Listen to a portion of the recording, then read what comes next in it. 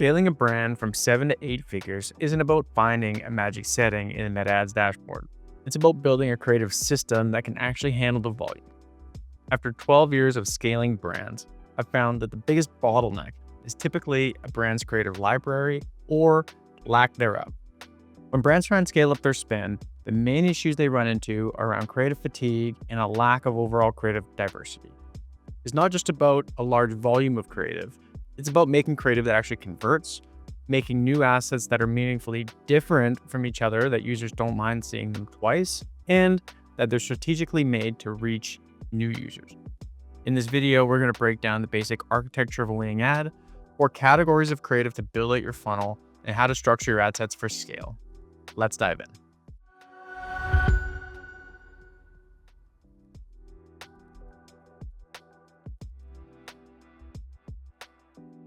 Before we talk about the different types of ads, let's talk about what a winning ad formula typically looks like. I've broken this down into 3 parts.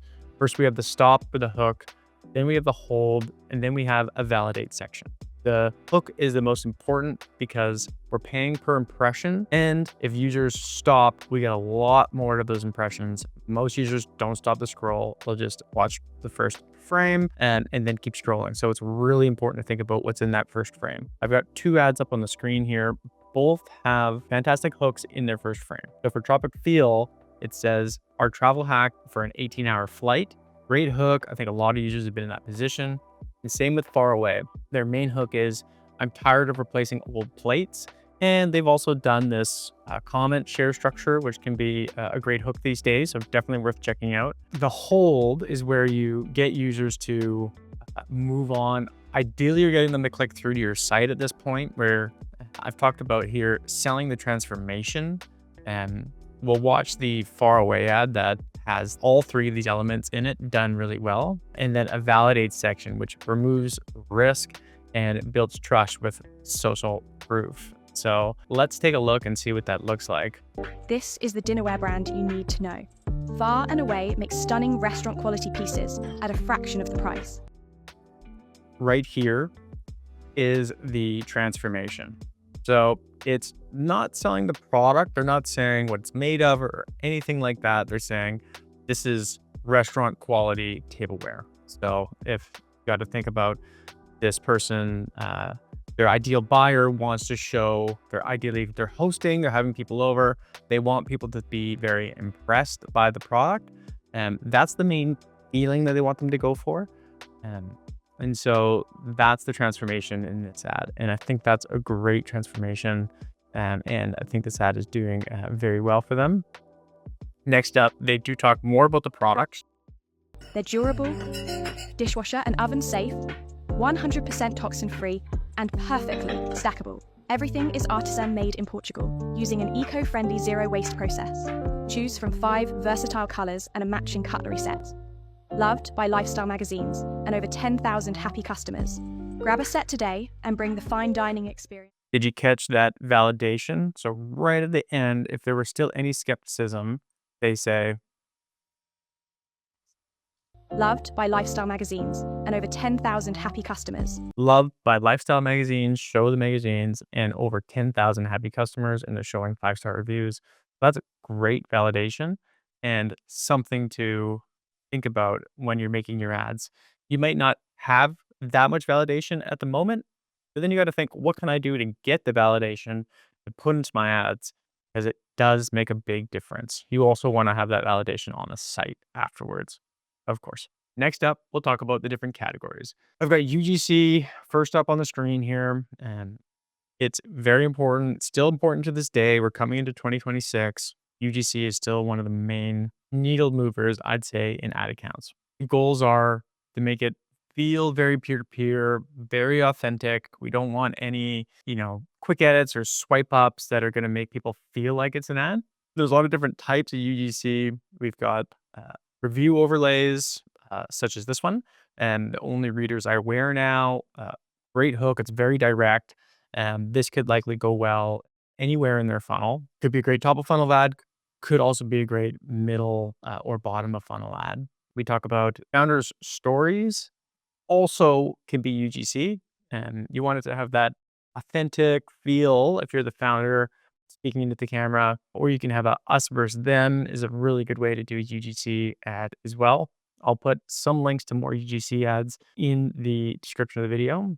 Second category, and I love these ads because I think they're a lot quicker to produce than UGC, and you can typically reach actually a broader audience from them too. So I've just called them product and environment, which is more about a universal sell. So with UGC, typically there's a model, and not everyone resonates with that model. I see this come up a lot where if you're trying to reach new users, let's just say you've served ads to the same looking person with that model over and over again, you might be siloed a little bit in your reach, whereas you can extend your reach with more universal cells. So this ad from 686 I thought was great. And the pants are just sitting on the rock, and the great hook here. You'd never guess it has 13 pockets. I mean, this could reach men in all different categories. It could even appeal to some women because someone doesn't have to see themselves in the ad. Different age groups could work for this, which can be very different if you're thinking about product on model, which can still be helpful and you should have that. But here we're talking about how to scale and get new reach out of your ads. If you haven't tried many just product and environment, definitely check it out.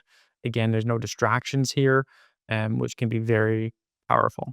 Next, we've got the logical sell. Here, we're talking about either product education or clear benefits that make the sell a no brainer, is what you really want. So, for 8 Sleep here, for someone who's having trouble sleeping, they've probably tried a lot of sleep products, and you can see their headline is better sleep, check, and then clinically proven.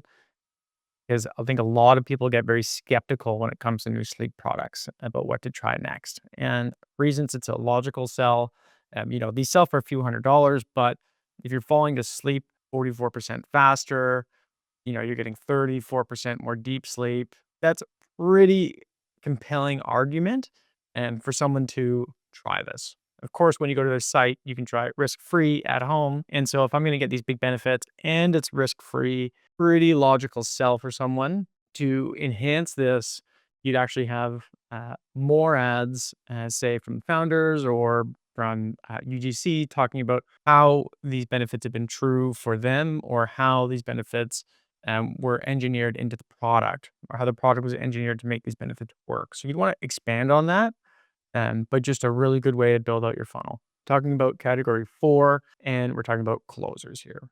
So the far and away ad we looked at had the social proof in the video, but sometimes users are stuck in your funnel and you need some social proof to close them. So I like serving these types of ads to like cart abandoners, for example, could be a great audience to go after here where they're stuck, they've abandoned, they just didn't have enough reason to convert. And so Ombers wins tons of awards. They have an amazing product. And so these types of ads work really well for them. Again, Gear Junkie, best gear of 2025 here. If someone was stuck on the fence because, say, they're not sure about how it's going to look or if other people like these or whatnot, and it can be a great reason and for them to just get off the fence and make that purchase. So other ways to do this are, I think press mentions are great. There's, of course, dynamic product ads just to get in front of the person. Dynamic product ads are the carousels, which I've got one in the next slide. And you can really leverage what's in that front text there. And you can do a scarcity and urgency phase of this too. Next, we'll talk about technical specifications. Again, just quickly, if you've gotten to this stage, likely you're already thinking about this, but it's important to optimize each step of the funnel or ad placement, I should say. So for 4x5s, the full ad shows in the feed. But for 916s, you do see these safe zones coming into play. And I've got the link to the safe zones in my description. And so where the yellow overlay is where you wouldn't want to have any important text. So typically, if you are going to have text, want to put it in these safe zones here. You get more in your story, but reels are quite a bit smaller. But reels are growing immensely as ad inventory these days. So we definitely want to respect these. A couple other notes, mainly around captions. We want to have captions in all ads because there are a lot of sound off users. The last time I looked at a meta stat, it was about 70% of users have their sound off. And so definitely bake the captions in to your videos and then think about the different placements. I like to use pre-designed aspect ratios for ads and not just rely on Meta's Flex Media because I think it can still crop and make your ads look odd. So from a brand protection standpoint, better to have your graphic designers or editors make the ads into these aspect ratios and then upload them into the platform from there. Great. And so we're going to talk about creative testing. So, how to find your winners. Again, it's better not to be emotionally attached to any of your ads and kill the ones that aren't working. So, again, don't just guess, test them. Test them. We'll have a different video that we'll put into our feed here around how to test ads. But in this video, we'll just talk about isolating variables. So, to isolate the variables, for example, we might keep the body of the ad the same and just change the hook. That could be a great way to do it. And at scale, if you're already shooting new ads or asking UGC models to shoot them or getting new image ads made, try a few different hooks, maybe 3 to 5 different hooks over the different images or videos, and that can give you a lot more to play with and test. You might be surprised about what hooks land and what ones don't. And it's really the first 2 seconds of your ad, or if it's a image, your headline, that's gonna be the most important part, and then you wanna scale the winner with the best metrics. So, looking at metrics, we've got obviously CPC, which is very important. We've got click-through rate, which they play together. Again, you get charged on the CPM based on Meta, and if users click through, quicker, and you're gonna get lower cost per clicks because it's gonna take less impressions to drive clicks, and that's how those 2 are related.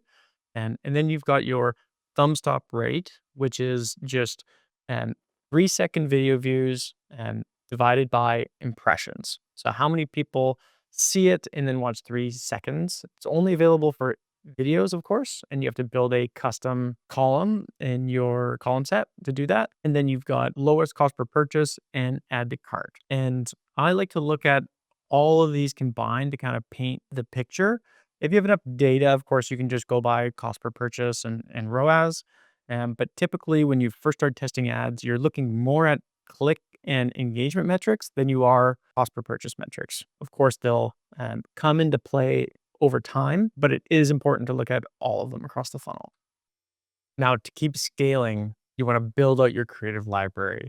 Think about creative diversity. So you want to mix and match your different categories. So, for example, in one ad set, you might have a few images, a carousel, some videos. Nice to have different assets within those ad sets because some users resonate differently the different formats of assets. Some users like videos, some users like carousels, some users like single images.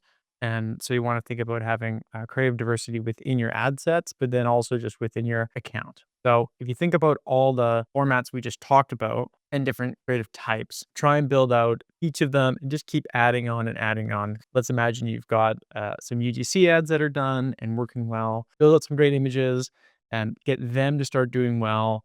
And think about where you're weak. Maybe you don't have that much product education. Build out that section of your ad account and then continue to work through that and just build more and more assets and get deeper and deeper and improve in those different sections. I'd say here, refresh creative. So, you might have some ads that perform really well and are getting the bulk of spend in your ad account. That's fine, but don't be afraid to refresh those ads, especially if you think you've got better ads that are just not serving. And because you do want to manually intervene sometimes. Again, not always. You want to be careful about not resetting your learning states of your campaigns, but you do want to make sure your new ads are serving.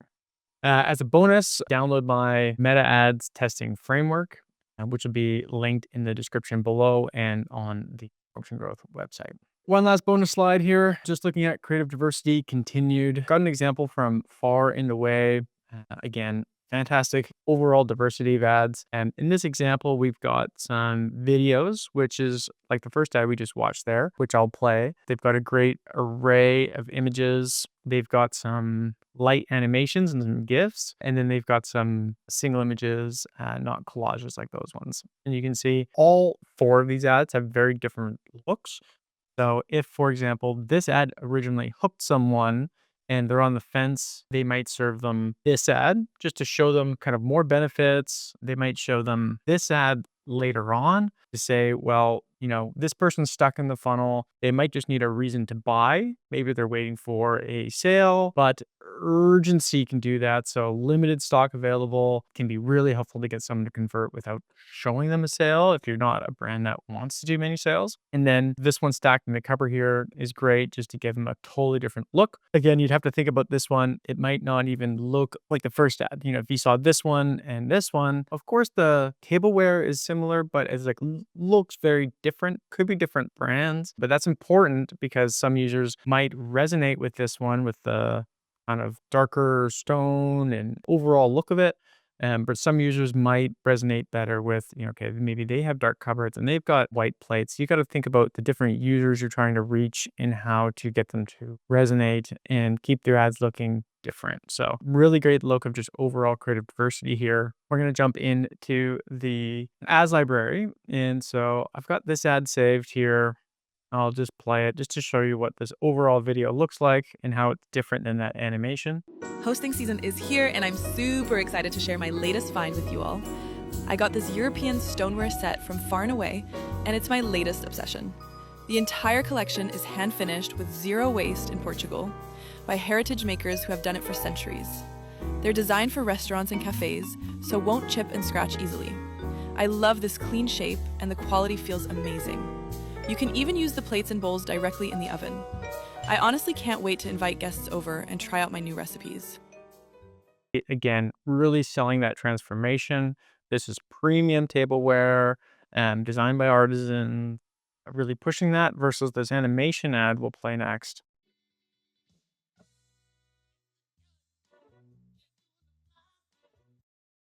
Very simple ad. Again, this might not be a top of funnel ad to go for new users because it doesn't explain too much, but it could be great for serving ads to users that are in different stages of the funnel. Could be good for someone who's either stuck and hasn't converted, like I mentioned, or good for re-engagement. So you probably have a big purchaser list at this stage if you're thinking about going from 7 to 8 figures. And how do we get those people doing repeat orders? So like this was released for a new product. Have been very helpful for there. So thinking about what ads to serve in which stage of the funnel, and then overall, how do we improve and just have more diversity? Thanks for watching this. Again, if you're liking the content, please like and subscribe to the channel. We'll have a lot more videos coming up. Thank you so much. Talk to you soon.